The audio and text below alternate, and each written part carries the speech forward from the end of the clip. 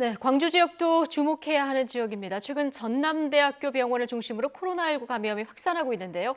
급기야 전남대병원이 오는 20일까지 외래와 응급실 진료를 중단하기로 했습니다. 이처럼 코로나19 확산이 거세지는 가운데 광주광역시도 내일부터 사회적 거리 두기를 1.5단계로 격상합니다. 현장 나가 있는 취재기자 연결해서 자세한 소식 들어보겠습니다. 나현호 기자.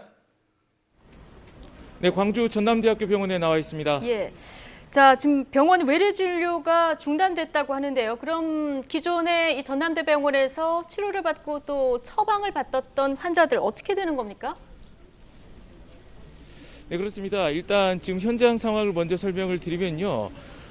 저희가 이전에 중계했을 때는 이 응급실 앞에서 그 한산한 모습을 보여드렸습니다. 근데 같은 전남대 병원이지만 이곳은 분위기가 사뭇 다릅니다. 지금 제 뒤를 보면요. 이렇게 이 사람들이 이 335 모여서 뭔가를 기다리고 있는 모습을 볼 수 있습니다. 바로 외래 진료가 모두 중단됐기 때문에 처방전이라도 받기 위해서 기다리는 겁니다. 한때 이 줄이 100m를 넘어서기도 했습니다. 이 대부분 예약됐던 이 환자 가운데 이 사전에 전화로 장기 복용 약을 신청한 분들입니다. 전남대학교 병원은 하루 평균 4,000명이 방문하는 의료시설입니다.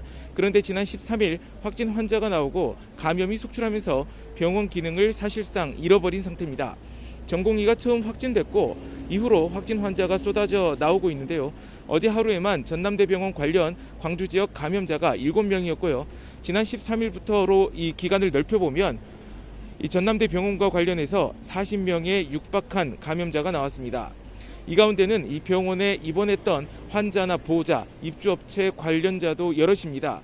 광주뿐만 아니라 전남 목포와 경기 광명에서까지 전남대병원 관련 확진자가 나왔습니다. 광주에서는 최근 일주일 사이 50명 넘는 감염자가 나왔는데 절반 이상이 전남대병원 관련인 셈입니다. 전남대학교 병원은 어제부터 이 본관 1동 전체 병실에 대해 이 코호트, 즉 동일 집단 격리에 들어갔습니다.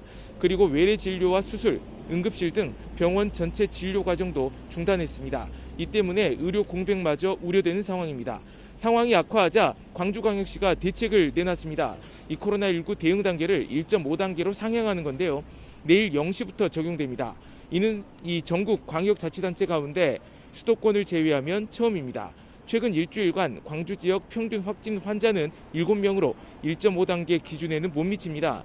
그러나 이 전남대 병원을 중심으로 감염이 속출하고 감염 대상도 다방면으로 확산하고 있는 점이 고려됐습니다.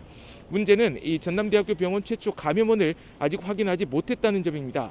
여기에 무증상 감염자가 이 절반 이상인 점도 이 코로나 확산 차단에 우려가 되는 지점입니다. 지금까지 광주 전남대학교 병원에서 YTN 나연호입니다.